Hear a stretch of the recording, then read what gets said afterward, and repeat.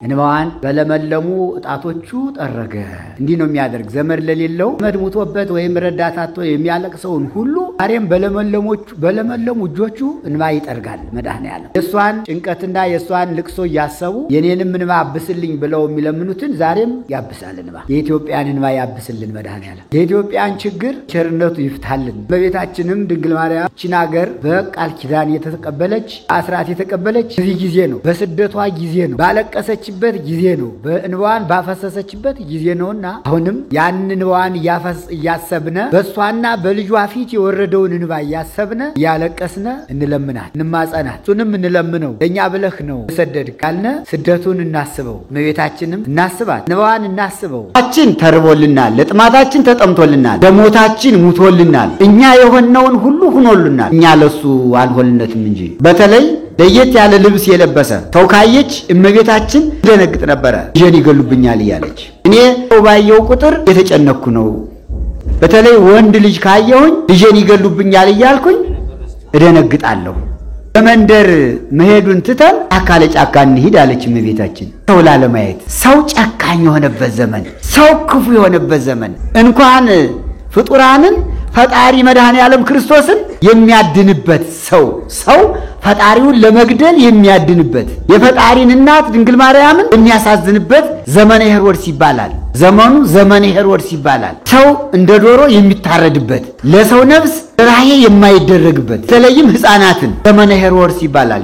የጨካኙ ሄሮድስ ዘመን፣ ያውሬው የሰው በላው ሄሮድስ ዘመን፣ የሰው ደም ያሰከረው የሕፃናት ደም ሲፈስ ሕፃናት ሲታረዱ በሱ ላይ ያደረው ሰይጣን የሕፃናትን ደም በማፍሰሱ ደስ የሚለው እንዳሁኑ ዘመን እኮ ሕፃናት እየታረዱ ነው። ሰይጣን መስዋዕት እየሆኑ እየቀረቡ እኮ ነው። ዘመኑ እኮ ዘመነ ሄሮድስ ነው። 666 የሚባለው ገብቷል። ሐሳዊ መሲህ ሰይጣን ነው የሚመለክ። እሱ መስዋዕት ደግሞ ሰው ነው። የሕፃናትን ደም ነው የሚልስ። አሁን ያ እየተሰራ ነው። ወንዱ ሴት የሆነበት ዘመን ራሱን የቀየረበት በኃጢአት በግብረ ሰዶም ሰው ሰይጣን መስዋዕት የሚያቀርብበት ሕፃናት የሚታረዱበት ዘመን ያለው ዘመነ ሄሮድስ ተብሎ በአንድ ላይ ይነገራል። ዛሬም ሰይጣን ሕፃናትን መስዋዕት እያደረገ የሚሰዋ ካለ ሄሮድስ ነው። እመቤታችን በጊዜ ተጨነቀች። ልፍለው ደግሞ ይማከራሉ። እመቤታችን በጣም አልቅሳለች። ማለት ለምን ሂዳ ብትመለስ ውሃም አላገኘች። የልጇን ጫማ የወርቅ ጫማ ሰሎሜን አታለው ወስደውባት ምርር ብላ አልቅሳለች ይላል። አልቀሳለች። ዛሬም ጌታን አንስረቀው፣ ድንግል ማርያምን አንስረቃት። ያንን ልብስ ሽፍቶች ቀምተው ወሰዱ። ልብሱን ቀምተው አይተውትም ይገሉብኛል ብላ ነው እንጂ ውሃን አወረደችው፣ አፈሰሰችው። ውሃ በፊቷ ወረደ። ድንግል ሆይ ከዓይንሽ የፈሰሰውን እንባ በልጅሽ ፊት የወረደውን እንባ አሳስቢልኝ። እንባ ይለዋል። መራራ እንባ፣ እንባ፣ መራራ እንባ፣ መንታው የሚወርድ እንባ፣ ዓይንሽ የወረደውን መሪር እንባ፣ ቁጡ እንባ፣ ፊት የሚያቃጥል ማለት ነው። ፊት የሚያንጣጣ ማለት ነው። እኛ በጫካ ነው ያለች፣ ዘመድ የለ፣ ሰው የለ፣ ሰው ሀገር ናት። አባት የለ፣ እናት የለ። እንደጠበበሽ እኔንም ይጥበበኝ፣ እንደጨነቀሽ እኔንም ይጭነቀኝ፣ እንደከፋሽ እኔንም ይክፋኝ፣ እንዳዘንሽ እኔም ልዘን። ጨካኝ እጅ ሲወድቁ በጣም ያስጨንቃል። ልጄ ልትሞት ነው ልልናያይ ነው ያለች ማልቀስ ጀመረች ይላል። አንድ ጊዜ ታቅፈዋለች፣ አንድ ጊዜ ትስመዋል። ስታቅፈውም በዚህ በመንታው የሚወርደው እንባ በፊቱ ላይ ይወርድ ነበር። ስትስመውም በሁለቱ ጉንጮቿ መንታ ዘለላ እንባ ይወርዱ ነበርና ፊቱ ያጥበው ነበረ። ልጄ ሆይ ደምህ ሲፈስ ከማይ እኔ መጀመሪያ እንድሞት ጸድልኝ ብላም ጠይቃለች። የልጄ ደም ሲፈስ ከማይ እኔ መጀመሪያ ልሞት ብላ ሞትን ለምናለች። የለመነችበት ሰዓት ነው። በቀልዎ ማይከለ ክልኤፈያት። ይህ ነው የትምህርታችን ርዕስ። በሁለቱ ሽፍቶች መካከል ሰቀሉት። ትንቢተ ኢሳይያስ ምዕራፍ 53 ቁጥር 12 ላይ እናገኘዋለን።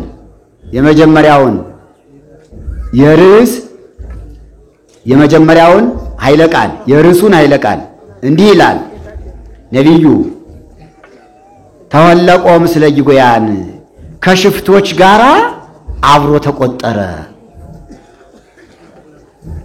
ከሽፍቶች ጋራ አብሮ ዋለ። ከሽፍቶች ጋራ አብሮ ተሰቀለ። ከወንበዴዎች ጋራ አብሮ ተሰደበ። ከወንጀለኞች ጋራ ወንጀለኛ ተባለ። ከሽፍቶች ጋራ ሽፍታ ተባለ ይላል። ትንቢት ነው። መድኃኔ ዓለም ክርስቶስ ከሁለት ሽፍቶች መካከል እንደሚሰቀል ከነቢያት አንዱ ነቢየ እግዚአብሔር ታላቁ ነቢይ ኢሳይያስ በመጽሐፉ እንዲህ ብሎ ጻፈ፣ በአንደበቱም እንዲህ ብሎ ተናገረ።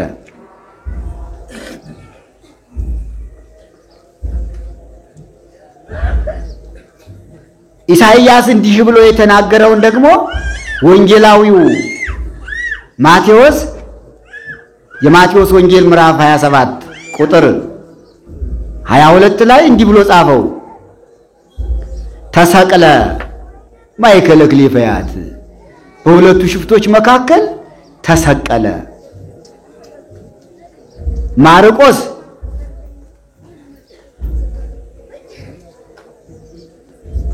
እንደ ኢሳይያስ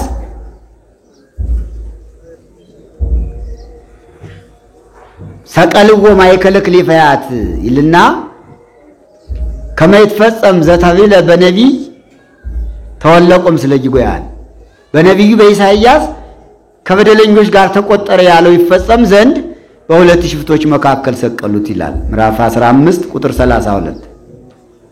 ቅዱስ ሉቃስም በወንጌሉ ወበጺሖሙ ብሔረ ዘስሙ ቀራንዮ፣ ቀራንዮ ከሚባል ቦታ በደረሱ ጊዜ ሰቀልዎ ማእከለ ክሊፈያት፣ በሁለት ሽፍቶች መካከል ሰቀሉት ይላል። የሉቃስ ወንጌል ምዕራፍ 23 ቁጥር 32። የዮሐንስ ወንጌል ምዕራፍ 19 ቁጥር 20 ላይም ተሰቅለ ማእከለ ክሊፈያት፣ በሁለት ሽፍቶች መካከል ተሰቀለ ይላል። ሊቁ ዮሐንስ አፈወርቅ በቅዳሴው ሰቀልዎ ከመ እቡስ ማእከለ ክሊፈያት፣ እንደ ሽፍታ እንደ ወንበዴ በሁለት ሽፍቶች መካከል ሰቀሉት። ተወለቆም ስለ ጅጎያን ከመይደምረንም ስለ ነፍሰ ጻድቃን፣ እኛን ከጻድቃን ነፍስ ጋራ ሊቆጥረን ወዶ እሱ ከሽፍቶች ጋር ተሰቀለ። ከሽፍቶች ጋር የተሰቀለበትን ምስጢር ሲገልጠው እኛን ከጻድቃን ጋራ አብሮ ለማኖር እሱ ከሽፍቶች ጋር ዋለ። እኛን ከጻድቃን ጋር ለማዋል እኛ ከጻድቃን ጋር እንድንቆጠር እሱ ከሽፍቶች ጋር ተቆጠረ ይላል። ሽፍቶችን ሁለቱን ሽፍቶች ስናነሳ ወደ ስደቱ ታሪክ እንሄዳለን። መድኃኔ ዓለም ክርስቶስን አይሁድ በሁለት ሽፍቶች መካከል የሰቀሉበት ምስጢር አለ። አንደኛው ለማሳሳት ነው ይላል። ለምንድን ነው ይህ በቀኝ የተሰቀለው? ምንድነው? ሽፍታ። በግራ የተሰቀለውስ ሽፍታ፣ የመካከለኛውስ ሽፍታ ለማለት፣ ለማሳሳት፣ ለመለወጥ።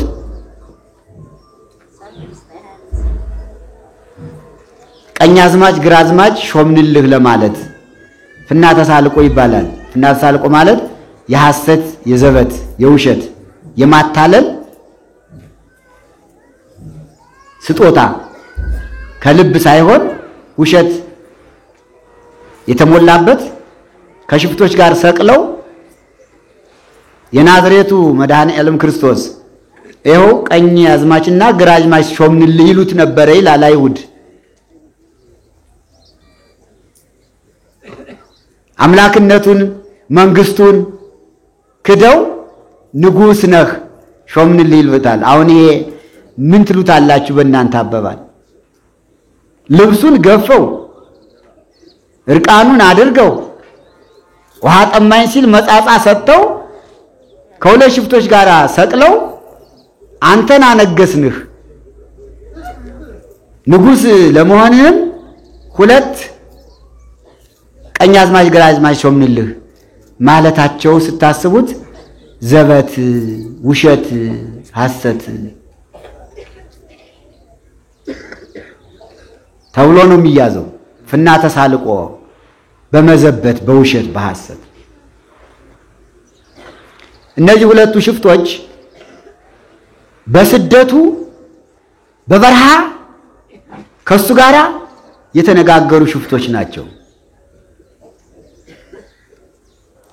በ2 ሽፍቶች መካከል ተሰቀለ ስንል የእነዚህ ሽፍቶች ታሪክ ወደ ግብጽ ይወስደናል። ከስደቱ ወደ ስቅለቱ መንገዱ እየመራ ያደርሰናል። ከግብጽ ወደ ቀራንዮ ይወስደናል። እነዚህ 2 ሽፍቶች ከመድኃኔ ዓለም ጋር የተገናኙ መጀመሪያ በግብጽ ሀገር ስለሆነ መቼ ተገናኙ ቢባል በሄሮድስ ዘመን ሄሮድስ 14,000 ከ4,000 ሕፃናት ባሳረደ ጊዜ መድኃኔ ዓለም የሚሞትበት ደሙ የሚፈስበት ቀን ስላልደረሰ መልአኩ ቅዱስ ገብርኤል እመቤታችን ልጇን ይዛ ወደ ግብጽ ሀገር እንድትሸሽ በራእይ ለዮሴፍ ነግሮታል። ተንስ ንሳ ሕፃነ ወሞ ተነስና ሕፃኑንና እናቱን ይዘህ ወሁር ውስተ ምድረ ግብጽ ወደ ግብጽ ሀገር ሽሺ ተሰደድ። እስመ ሀለወ ለሄሮድስ ይስሶ ለሕፃን ከመ ይቅትሎ ሄሮድስ ሕፃኑን ሊገለው ይፈልገዋልና እየተፈለገ ነው፣ እየታደነ ነው፣ ሊያዝ ነው፣ ከተገኘ ሊታረድ ነው፣ በሰይፍ ሊቆረጥ ነው። ሄሮድስ ይፈልገዋል። ግልጥ አድርጎ ነው የነገረው። ሄሮድስ ሊያርደው ይቅትሎ ሊገለው ይፈልገዋልና ሕፃኑንና እናቱን ይዘህ ወደ ግብጽ ሀገር ሽሽ ተሰደድ ብሎ ለአረጋዊ ዮሴፍ የእግዚአብሔር መልአክ እንዲሰደድ ነግሮት ወደ ግብጽ ሀገር ተሰዷል። ዮሴፍ እመቤታችንና ጌታን ይዞ ሰሎሜንም አስከትሎ ለምን ተሰደደ? ባጭሩ የተሰደዱትን ለመመለስ ነው። አዳምና ሔዋን ከገነት ተሰደው ስለነበረ የነሱን ስደት እሱ ተሰዶ ለመመለስ ነው። እሱ ብዙ ዋጋ ከፍሏልና እኛ ዋጋውን ለመክፈል አልቻለም እንጂ ዓለም መድኃኔ ዓለም ክርስቶስ የከፈለለትን ውለታ አልከፈለውም እንጂ ለስደታችን ተሰዶልናል፣ ለራባችን ተርቦልናል፣ ለጥማታችን ተጠምቶልናል፣ ለሞታችን ሙቶልናል። እኛ የሆነውን ሁሉ ሆኖልናል። እኛ ለሱ አልሆንነትም እንጂ በዚህ ምክንያት ወደ ግብጽ ተሰደደ። ወደ ግብጽ የተሰደደበት ምስጢር አለው። ዘመኑ ዘመነ ጽጌ ስለሆነ እሑድ በየቤተ ክርስቲያኑ ስለሚሰጥ ታሪኩን እዚያ እንማረዋለን። ሙሉውን የስደቱን ታሪክ አይደለም የምንማር። የሁለቱን ሽፍቶች የፈያታዊ ዘየማንንና የፈያታዊ ዘጸጋምን አብረው የተሰቀሉትን ሽፍቶች ታሪክ ነው የምንማር። በስደቱ ጊዜ የት እንዳገኙት፣ የት እንዳገኛቸው፣ እንዴት እንደተነጋገሩ በዘመነ ስደት እነዚህ ሽፍቶች ከጌታ ጋር እንዴት እንደዋሉ ያንን ምስጢር ለማግኘት ብቻ ነው እንጂ የዘመነ ጽጌውን የስደቱን ነገር በሰፊው በየበዓሉ እንማረዋለን፣ በየአድባራቱ እንማረዋለን። ሁለቱ ሽፍቶች በጌታ ቀኝና ግራ የተሰቀሉት ስም አላቸው። ስማቸው ጥጦስና ዳክርስ ይባላሉ። ጥጦስ ማለት አረማዊ፣ ዳክርስ ማለት አይሁዳዊ ነው ይላል።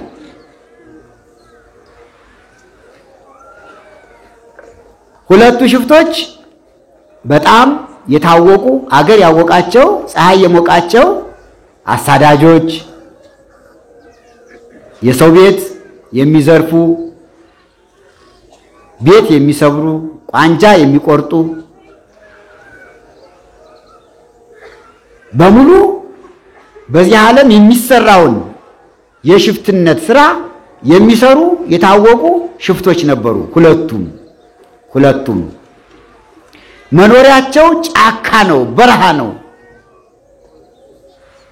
በረሃ ሲባል ደግሞ አንድ አካባቢ በረሃ አይደለም። በተለያየ ቦታ እየሄዱ ያድናሉ። በተለያየ ቦታ በጫካ እየሄዱ ይኖራሉ። የሰረቁትን ወደ ጫካ ይወስዳሉ፣ ያስቀምጣሉ። በተለይ በሲና በረሃ ብዙ ጊዜ ያሳልፉ ነበር ይላል ታሪካቸው። ከኢየሩሳሌም እስከ ግብጽ ድረስ በኢየሩሳሌምና በግብጽ መካከል የሲና በረሃ አለ።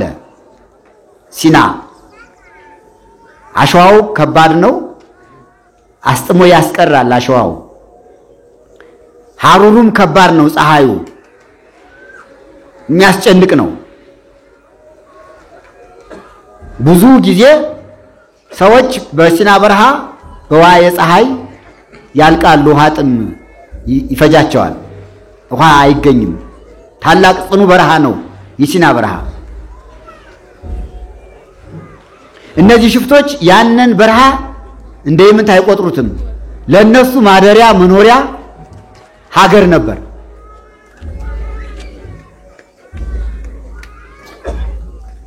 መልአኩ ቅዱስ ገብርኤል ለዮሴፍ ሕፃኑንና እናቱን ይዘህ ወደ ግብጽ ሀገር ሽሽ ተሰደድ እንዳለው በሌሊት እመቤታችን መድኃኔ ዓለም ክርስቶስን አዝላ ወደ ግብጽ ሀገር ተሰደደች።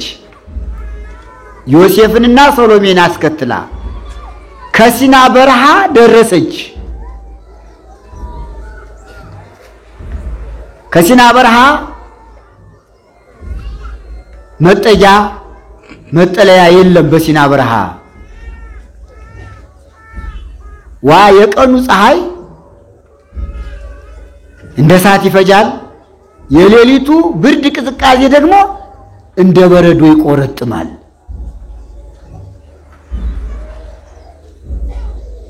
የቀኑ ሐሩር የፀሐዩ ሐሩር እንደ እሳት ያቃጥላል።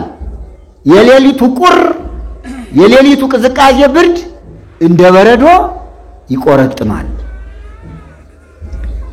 ይህን ነው እመቤታችን 3 ዓመት ከመንፈቅ በስደት ከልጇ ጋራ ከተወዳጁ ልጇ ጋራ የተቀበለችው። የቀኑን ሐሩር የሌሊቱን ቁር መጠለያ በሌለበት በሲና በረሃ ከዛፍ ስር በማደር ካራዊቱ ጋራ ካናብስቱ ካናምርቱ ጋራ በማደር አንበሶች ይሻላሉ፣ ነብሮች ይሻላሉ ከሰው ከሄሮድስ እነሱ ተሽለው ሄሮድስ ሲያሳድዳቸው አንበሶች ነብሮች ግን አክብረው ተቀበሏቸው ይላል መጽሐፍ። ከሰው እንስሳት ይሻላሉ፣ ከሰው አራዊት ይሻላሉ። አሁንም እኮ ሰውን ቀባሪ ሲያጣ አራዊቱ ናቸው ለሰው መቃብር የሚቆፍሩ የሚቀብሩት ብዙ ሰው። እነሱ አንዳንድ ጊዜ እግዚአብሔር ለፈቀደለት ለቅዱሳን በበረሃ ሲሞቱ አንበሶቹ ጉድጓድ ቆፍሮ ይቀብራሉ። ጉድጓድ ቆፍረው ሊቀብሩት ላልተፈቀደለት ደግሞ በሆዳቸው ይቀብራሉ። ይሻላሉ አይሻሉም? ይበላሉ። ጥሩ እኮ ነው። አስከሬን ወድቆ ከሚቀር በከርሰ አራዊት ቢቀበር ይሻላል አይሻልም? ሰው እየገደለ ጥሎት ይሄዳል። አራዊት ደግሞ ይቀብሩታል፣ በሆዳቸው ያስቀምጡታል እስከሚሞቱ ድረስ። ሲሞቱ የነሱም ስጋ አመድ ትቢያ ሆኖ ስለሚቀር አይነሳም። የሰው ስጋ ግን ይነሳል ኋላ። አውሬም ቢበለው ሰው እንደወደቀ አይቀርም። ትንሣኤ አለው፣ ይነሳል።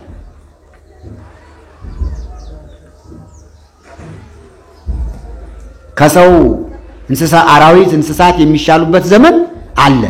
ያ የእመቤታችን የቅድስት ድንግል ማርያም የስደቷ ዘመን ዘመነ ጽጌ ከሰዎች ይልቅ አራዊትና እንስሳቱ ተሽለው የተገኙበት ዘመን ነበረ። ከሄሮድስ ይልቅ ከንጉሱ ከሄሮድስ ይልቅ የግብፅ ዛፎች ተሽለው የተገኙበት ነበረ። ዛፎቹ መጠለያ ሆነው ፈጣሪያቸውን አውቀው እየተከፈቱ አስተናግደዋል ይላል ታሪክ ላይ ተጽፏል። ከዕለታት በአንድ ቀን እመቤታችን ቅድስት ድንግል ማርያም መድኃኔዓለም ልጇን አዝላ ዮሴፍና ሰሎሜን አስከትላ የሲናን በረሃ አቋርጣ ለመሄድ ስትሄድ ፍርሃት ነበረ ይላል።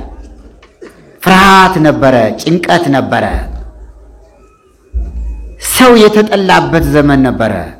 ሰው የተፈራበት ዘመን ነበረ። ምክንያቱም ሄሮድስ በየሀገሩ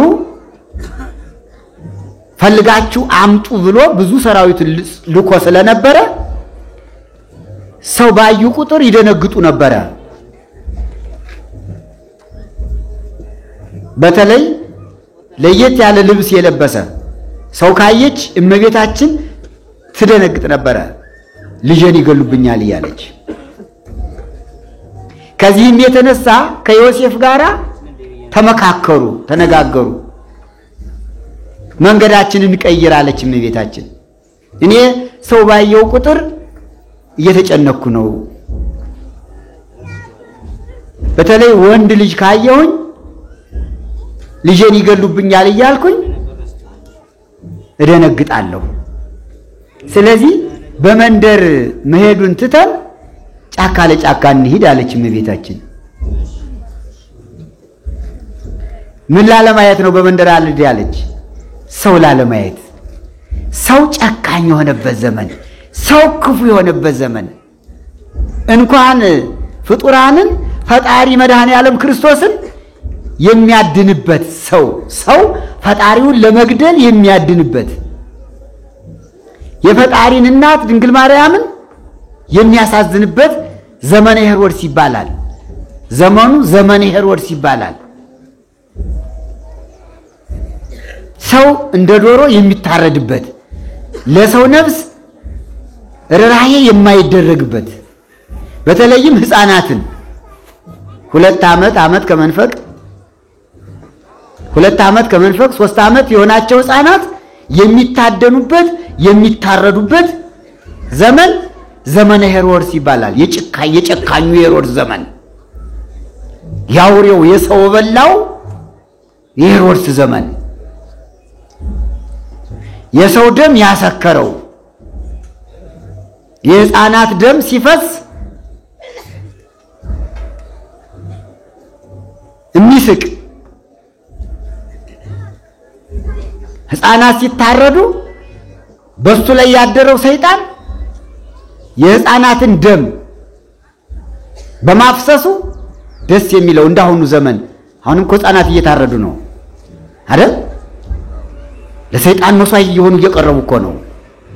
ዘመኑ እኮ ዘመነ ሄሮድስ ነው ቢባል ሐሰት አይደለም። 666 የሚባለው ገብቷል በዓለም። ሐሳዊ መሲህ ሰይጣን ነው የሚመለክ። የእሱ መስዋዕት ደግሞ ሰው ነው፣ የሕፃናትን ደም ነው የሚልስ። አሁን ያ እየተሰራ ነው። ወንዱ ሴት የሆነበት ዘመን፣ ራሱን የቀየረበት በኃጢአት በግብረ ሰዶም፣ ሰው ለሰይጣን መስዋዕት የሚያቀርብበት፣ ሕፃናት የሚታረዱበት ዘመን ባጭሩ ያለው ዘመነ ሄሮድስ ተብሎ በአንድ ላይ ይነገራል። ዘመነ ሄሮድስ በሉ እስቲ፣ የሄሮድስ ዘመን በሉ። የሄሮድስ ዘመን ሕፃናት የሚታረዱበት የሕፃናት ደም የሚፈስበት ዘመን ነው። ዛሬም ለሰይጣን ሕፃናትን መስዋዕት እያደረገ የሚሰዋ ካለ ሄሮድስ ነው። ሄሮድስ ነው። ዳግማዊ ሄሮድስ ነው።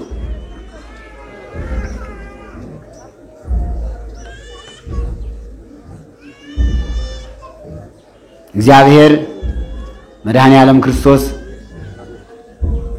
በዚህ ዘመን በሄሮድስ ዘመን ነው ተሰዶ ግብጽ በረሃ ሲሄዱ በግብጽ በረሃ ሲሄዱ እመቤታችን ቅድስት ድንግል ማርያም ወላዲተ አምላክ ሰውን ስታይ እንደ አውሬ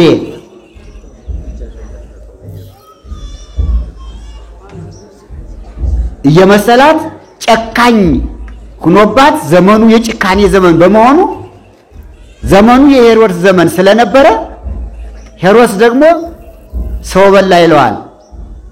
ሄሮድስን ስለፈጃቸው ባይበላቸውም ስጋቸውን ባይበላው ስላሳረዳቸው ሄሮድስን አውሬ ይለዋል፣ ሰው በላ ይለዋል። ስለዚህ እመቤታችን ሰውን ስለፈራች መንገድን ቀይር አለችው ይላል ዮሴፍን፣ አረጋዊ ዮሴፍን። መንደር ለመንደር መሄዱን ትተን ጫካ ለጫካ እንሂድ አለችው። ዮሴፍ ደግሞ አንድ ነገር አሰበ።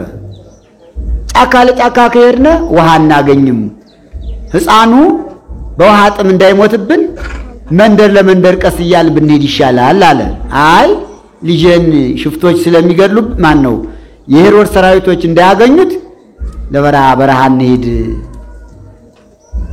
በማለት ሲነጋገሩ ቅዱስ ሚካኤልና ቅዱስ ገብርኤል ወርደው ዮሴፍን መከሩት ይላል። ዮሴፍ አረጋዊ እሷ እንዳለችው ይሁን፣ እሷ እንዳለችው ይሁን፣ እመቤትህ እኮ ናት፣ ምንም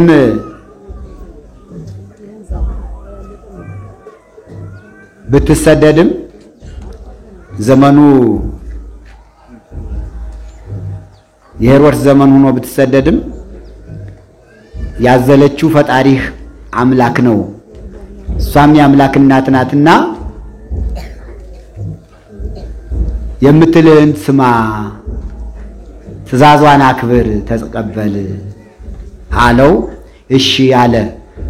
ሁላችንም የእመቤታችን ትእዛዝ ለማክበር ልባችን ርኅሩኅ ያደርግልን። ብዙ ሰው ከእመቤታችን እየራቀ ነውና አማላጅነቷን ወላዲተ አምላክ መሆኗን ብዙ ሰው እየካደ ስለሆነ ሁሉም ሰው ልቡናው ተመልሶ በአማላጅነቷ በቃል ኪዳኗ በረከት እንዲያገኝ የአምላካችን ቅዱስ ፈቃድ ይሁንልን። አሜን። እዚህ በኋላ በረሃ ለበረሃ ሲሄዱ መንገዱ ተቀየረና መንደሩ ቀርቶ ወደ በረሃ ሲሄዱ በረሃኞች ሽፍቶች ከዚያ ተገኙ። ችግር ሲመጣ ይደራረባል። አንዳንድ ጊዜ ችግር ይደራረባል። ከአንዱ ችግር ላይ አንዱን ችግር አልፋለሁ ሲሉ የከበደ ችግር ይመጣና ያስጨንቃል። በዚህ ጊዜ ነበረ እመቤታችን ልጄ እንዳይሞትብኝ ብላ በረሃ ለበረሃ ጫካ ለጫካ ሲሄዱ ሁለት ሽፍቶች አገኟቸው። ሁለት ሽፍቶች አገኟቸው። እነዚህ ሁለቱ ሽፍቶች ጥጦስና ዳክርስ ናቸው። ከመድኃኔ ዓለም በቀኝና በግራ የተሰቀሉት ሁለቱ ሽፍቶች በግብጽ በረሃ እያደኑ እየቀሙ እየፈለጉ ሲመላለሱ በድንገት ከጫካው ውስጥ ተገናኙ። ስታያቸው እመቤታችን ደነገጠች። ከሽፍታ አምልጦ ሽፍታ በሽፍታ እጅ መውደቅ እንደምታወቀው በጣም ከባድ ነው። የሚፈለገው ሕፃኑ ነው፣ ያዘለችው ሕፃኑ ነው የሚፈለግና ቀጥታ ማምለጥ ከማይቻልበት ጫካ ላይ በሽፍቶች እጅ ወደቁ ይላል። እመቤታችን ደነገጠች፣ አለቀሰች፣ አዘነች። የልጅን ነገር ታውቁታላችሁ እናቶች። እነሱ አንድ ነገር ተናገሩ ይላል ሁለቱ ሽፍቶች። እስከ ዛሬ ድረስ ስንፈልጋችሁ ሰንብተን 6 ቀን እናንተ ለማግኘት ደክመን ነበረ። ዛሬ ግን እግዚአብሔር ከእጃችን ጣላቸው አሏቸው። አያችሁ፣ ለካ ሽፍታም እግዚአብሔርን ይጠራል። እግዚአብሔር ከእጃችን ጣላችሁ።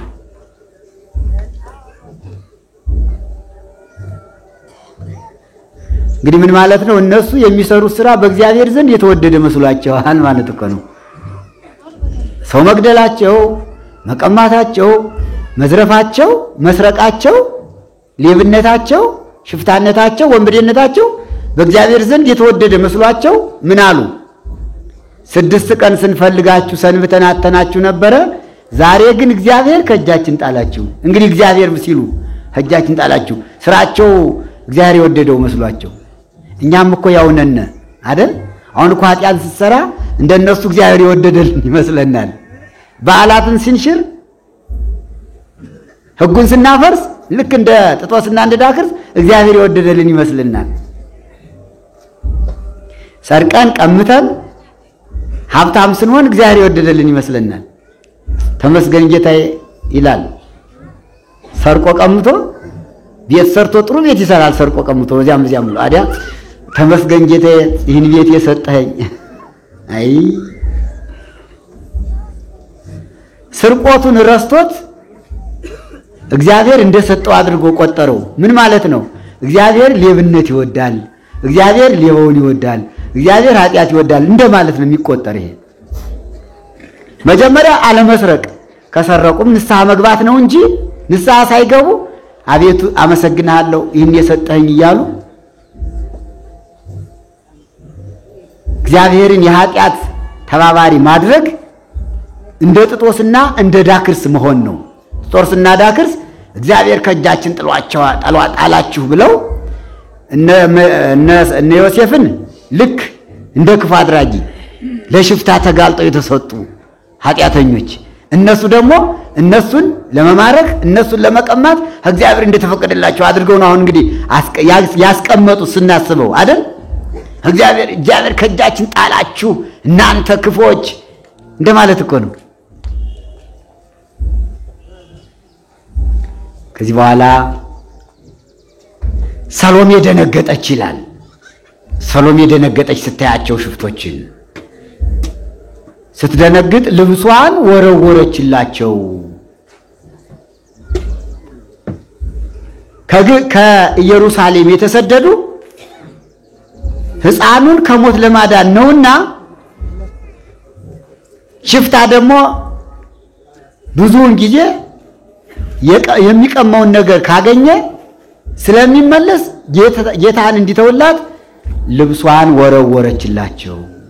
ሰሎሜ፣ ቅድስት ሰሎሜ የሰሎሜን ልብስ ይዘው እልፍ ብለው ተማከሩና የጌታን ልብስ ለመውሰድ ለመግፈፍ ምክር ጀመሩ። የጌታችን ልብስ ሰብአ ሰገል ያመጡለት ነው። ሰብአ ሰገል ወርቅ ብርጣን ሲያመጡ ያመጡለት ጫማም ልብስም አምጥተውለታል ለሕፃኑ። ልብሲቱ ባለ ታምራት ሲያድግ አብራ የምታድግ ስረወጥ የሆነች ያልተሰፋች ልብስ ናት። በዮሐንስ ወንጌል ምዕራፍ 19 ላይ ወክዳን ወሂ እልተሃዛል ወርፋት ይላል።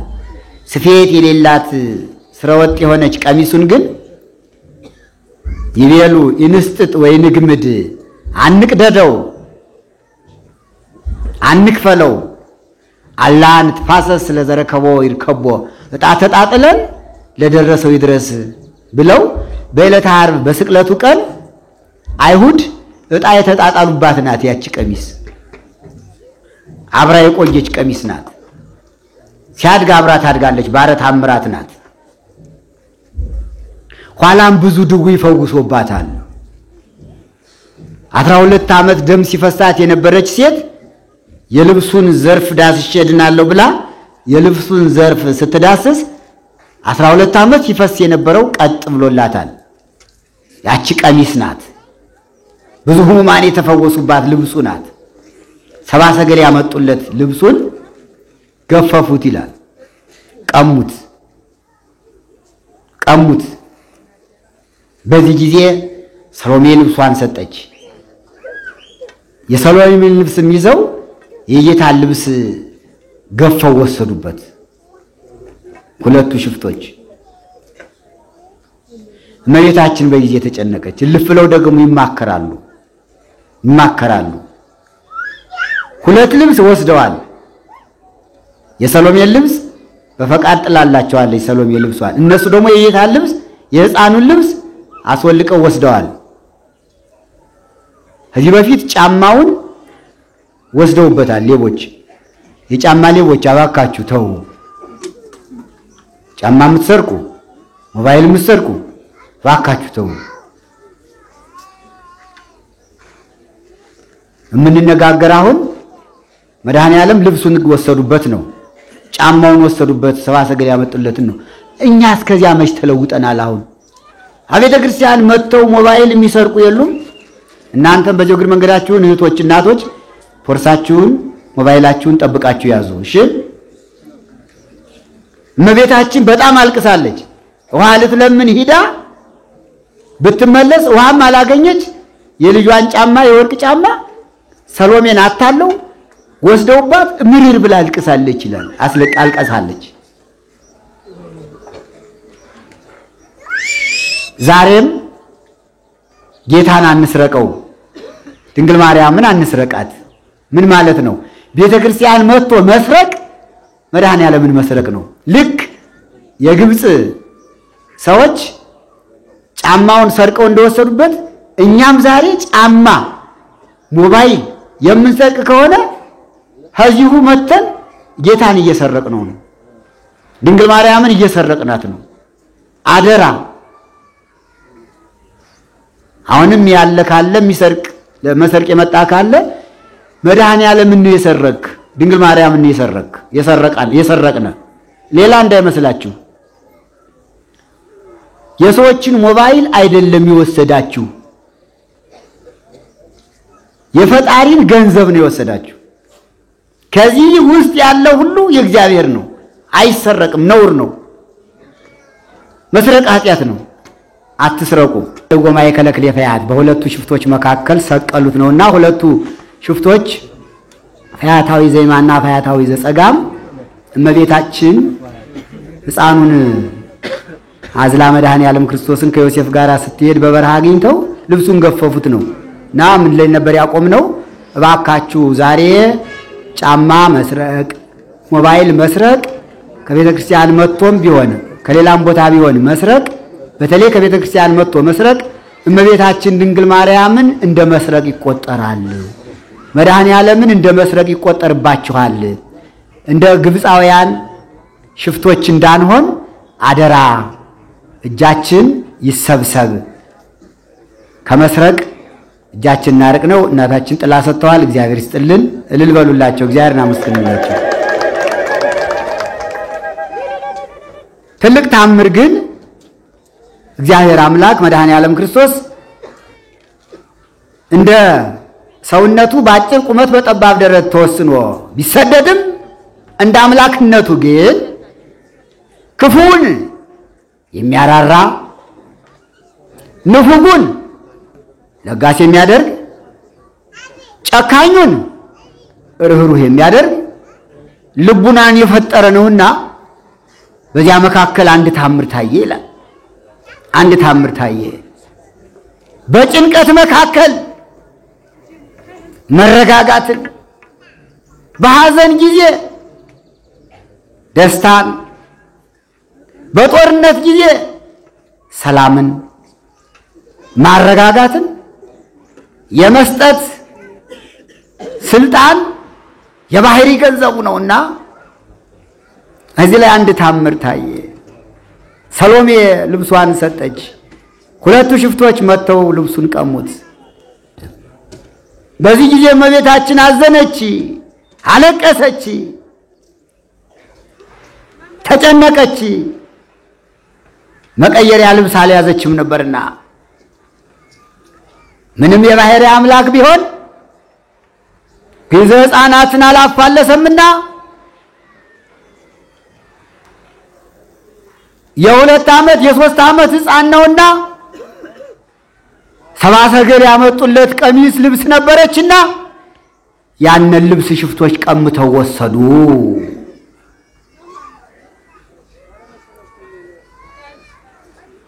በዚህ ጊዜ እመቤታችን ሽፍቶችን አይታ አለቀሰች።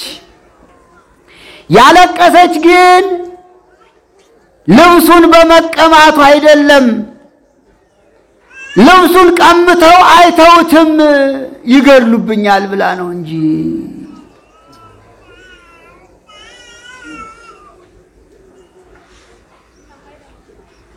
እንባዋን አወረደችው፣ አፈሰሰችው። እንባዋ በፊቷ ወረደ።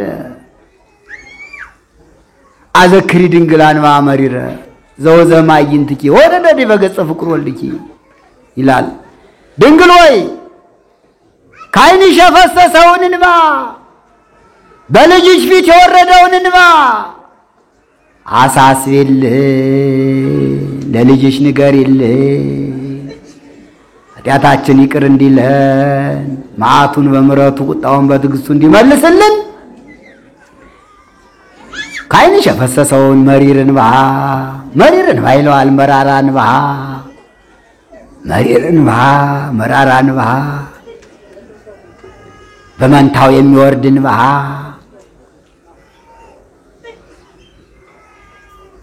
መራራ ይለዋል። እንባዋን የድንግል ማርያምን እንባ መራራ ይለዋል ለይቶ መጽሐፍ።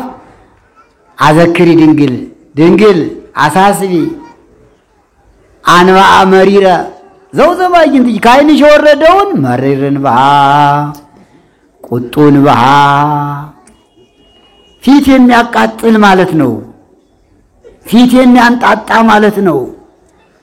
እንባ ሲበዛ ዓይን ያፈዛል።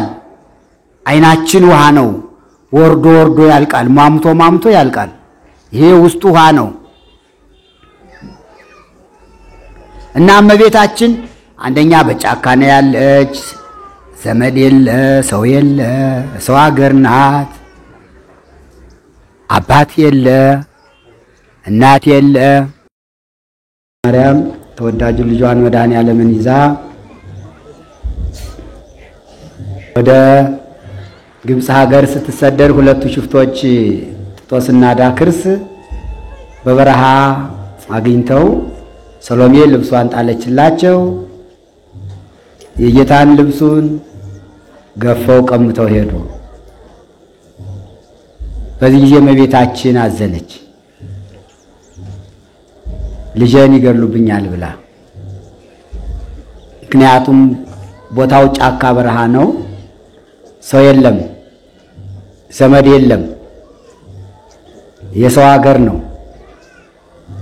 የሰው ሀገር ሰዎች ናቸው። ያገኟቸው ደግሞ ጨካኞች ሽፍቶች ናቸውና እመቤታችን በዚህ ጊዜ አለቀሰች፣ አዘነች።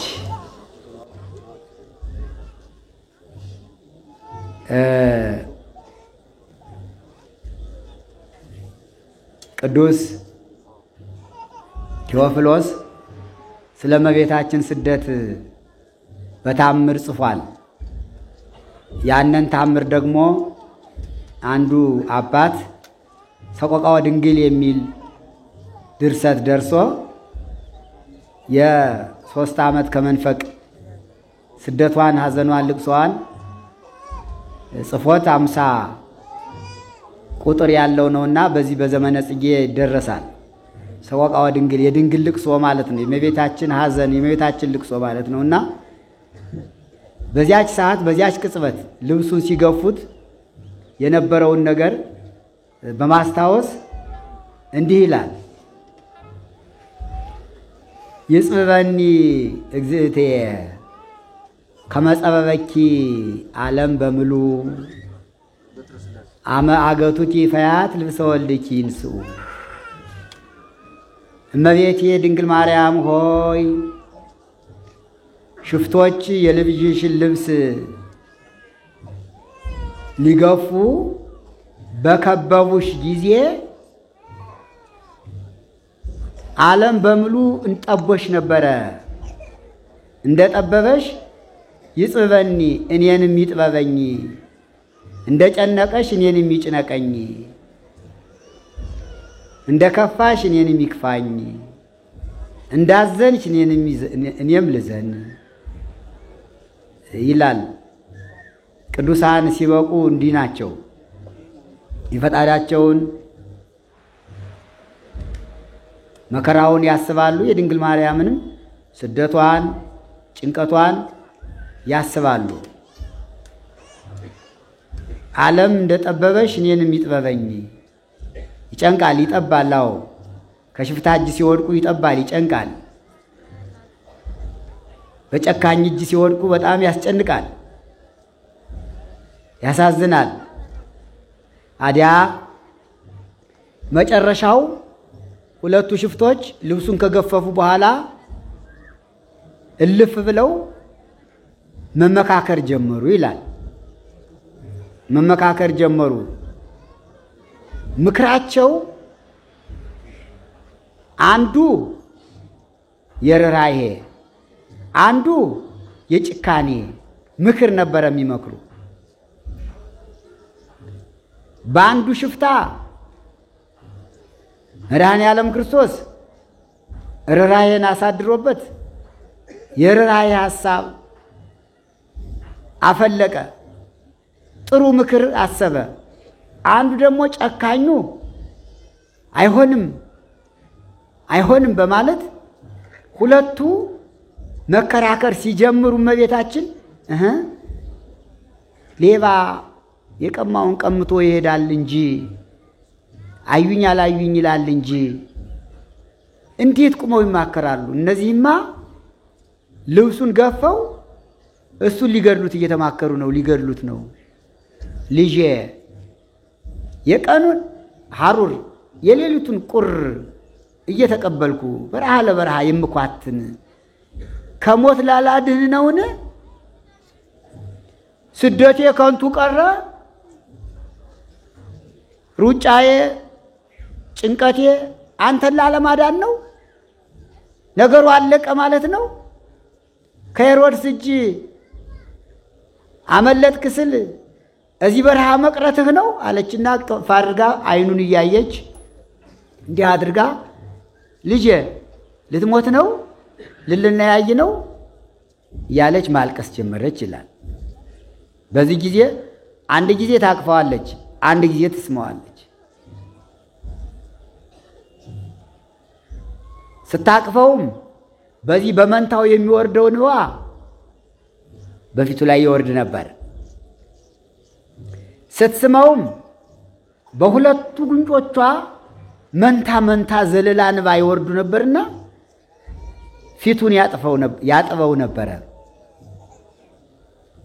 ይህንን ነው ቅድም አባ ሕርያቆስ በቅዳሴ ማርያም የተናገሩትን አዘክሪ ድንግል አንባ መሪረ፣ ድንግል መራራውን እንባሽን አሳስፊልን፣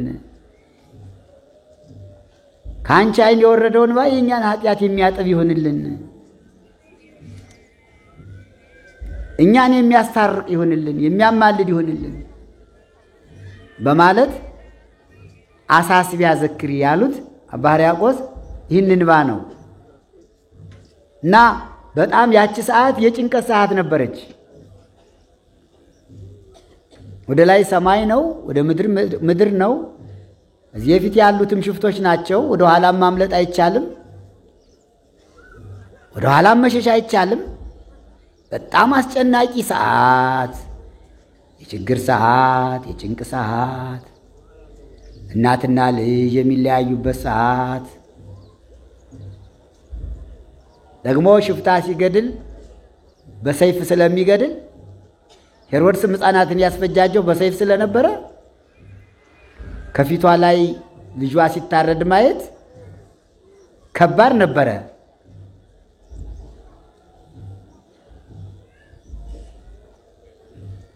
ልጄ ሆይ ደምህ ሲፈስ ከማይ እኔ መጀመሪያ እንድሞት ፍቀድልኝ ብላም ጠይቃለች። እምዕራይ ለወልድየ ዘይትካው ደሙ፣ የልጄ ደም ሲፈስ ከማይ እኔ መጀመሪያ ልሞት ብላ ሞትን ለምናለች። የለመነችበት ሰዓት ነው። በእውነቱ ይህ ዘመነ ጽጌ ጾመ ጽጌ የምንጾመው ይህንን በማሰብ ነው። የአምላክ እናት ወላዲተ አምላክ ያለቀሰችበት፣ ያዘነችበት፣ የተጨነቀችበት ዘመን ስለሆነ ያን እያሰብን ነው ስንጾምም፣ ስንጸልይም፣ ስናዝንም። ያ ሁሉ ግን ለኛ ነው። ስደቱም ለኛ ነው፣ ስደቷም ለኛ ነው። ለማን ተሰደደ? ለኛ ነው። እሷም የተሰደደች ለኛ ነው። እና በዚያ ሰዓት ቁመው ሲማከሩ መድኃኔ ዓለም ክርስቶስ ሕፃን ነውና መለስ አለና እናቴ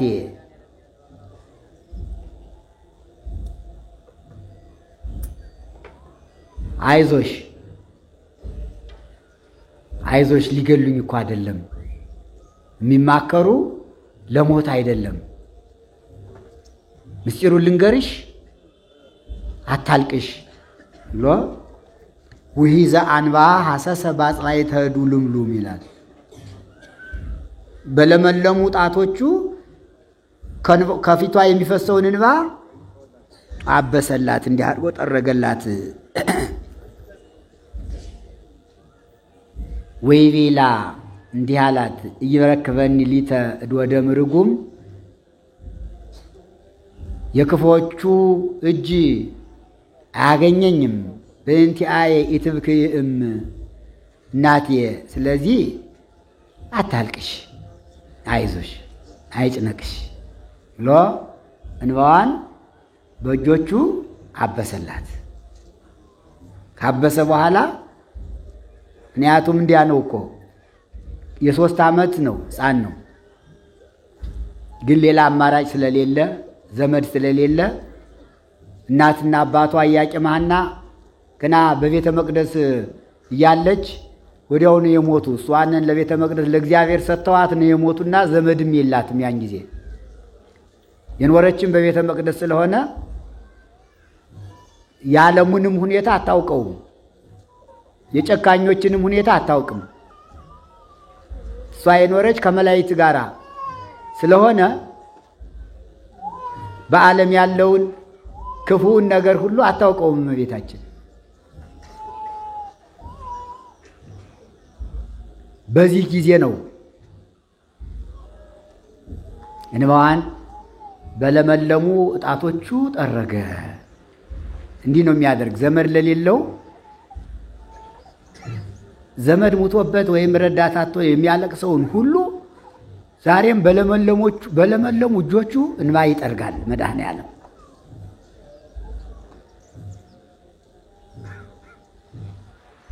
የእሷን ጭንቀትና የእሷን ልቅሶ እያሰቡ የኔንም እንባ አብስልኝ ብለው የሚለምኑትን ዛሬም ያብሳል እንባ። የኢትዮጵያን እንባ ያብስልን መድኃኔዓለም። የኢትዮጵያን ችግር በቸርነቱ ይፍታልን። እመቤታችንም ድንግል ማርያም ይችን ሀገር በቃል ኪዳን የተቀበለች በአስራት የተቀበለች በዚህ ጊዜ ነው፣ በስደቷ ጊዜ ነው፣ ባለቀሰችበት ጊዜ ነው፣ በእንባዋን ባፈሰሰችበት ጊዜ ነውና አሁንም